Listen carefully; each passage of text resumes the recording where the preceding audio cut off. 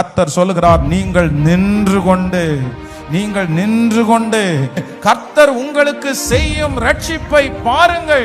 இந்த மாதம் ஆண்டவர் உங்களுக்கு ரட்சிப்பை கொடுக்கிற மாதம். நீங்கள் சும்மா நிற்பீர்கள், நீங்கள் அமைதியா நிற்பீர்கள். உங்களுக்கு முன்பாக இருக்கிற அந்த காரியம் நடக்கும். நீங்கள் நெடுநாட்கள் காத்திருக்கிற காரியம் நடக்கும். நீங்கள் ஜெபிக்கிற காரியம் இந்த மாதம் நடக்கும். கர்த்தர் வாக்கு கொடுக்கிறார், மகளே மகனே, நீ நின்று கொண்டு இந்த மாதம் நான் உனக்கு செய்யும் ரட்சிப்பை பார். இதோ திருமணம் கைகூடி வருகிறது.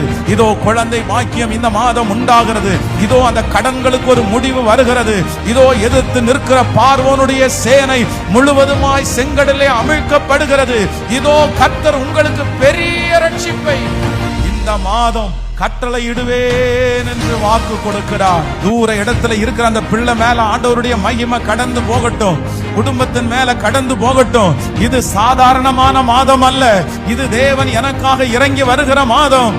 கர்த்தர் தரித்து நின்று, நீ அந்த இடத்துல நின்று, நீ அமைதியாய் நின்று, நான் உனக்கு செய்யும் ரட்சிப்பை ஹல்லேலூயா அத்தனை கண்களும் பார்க்க போகிறதற்காக ஸ்தோத்திரம்.